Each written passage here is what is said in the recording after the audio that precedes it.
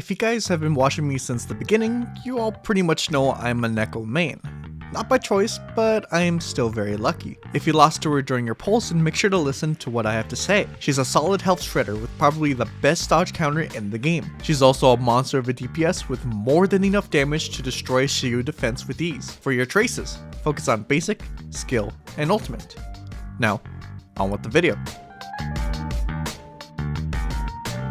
When Nekomata's dodge counter or quick assist hits an enemy, her damage increases by a percentage for 6 seconds. At level 1, the increase is 35%, while at level 6, the increase is at 60%. For her team passive, after any character inflicts assault, the damage of Nekomata's EX special increases by 35%. This passive stacks up to 2 times and can be activated when any character in your squad shares the same attribute or faction. Since Nekomata is a release character, she doesn't have too many teams as of 1.3. For a fully free-to-play team, we can run Neko, Enby, and Nicole. And if you pulled for Qingyi, then I recommend Neko, Qingyi, and Nicole. For maximum damage output, I recommend using Neko, Qingyi, and Reina. For Bang Boos, Bullseye, Bang Volver, or A Million are your best choices.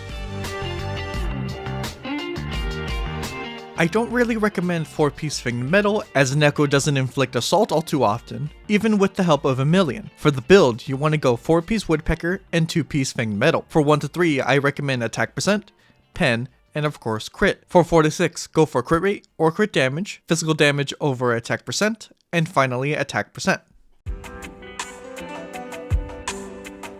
For W engines, Steel Cushion is her best in slot. Her signature provides a multitude of stats for your character. On top of a crit rate main stat, it increases physical damage by 20% and increases the wearer's damage by 25% when attacking from behind. If you're lucky enough to get Nekomata's M1, her signature becomes her best by a mile. The Brimstone is the next best, with a decent 28% attack boost when it's at max stacks. Right behind the Brimstone is actually Gilded Blossom from the Camellia Golden Week event. It doesn't provide an attack boost as substantial, but it also increases the wearer's EX special damage by 24%. And last is gonna be Starlight Engine with a simple 16% attack buff that lasts for 12 seconds.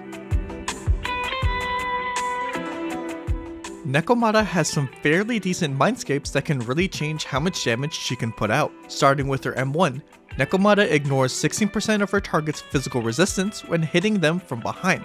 Her attacks are also considered back attacks whenever the enemy is stunned. This is especially powerful when paired up with her signature. For her M2, Nekomata's energy generation rate is increased by 25%. The only problem is that this pretty much only works with bosses that don't spawn adds, as it requires Nekomata to be on field while there's only one enemy. Her M4 increases Nekomata's crit rate by 7% whenever she uses her EX special. And finally, her M6 increases her crit damage whenever she launches a chain attack or ultimate.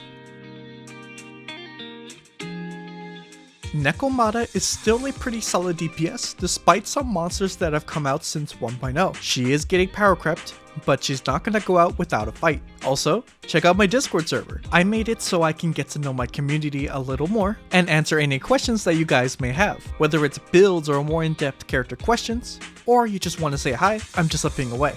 I'll see you guys next time. Peace.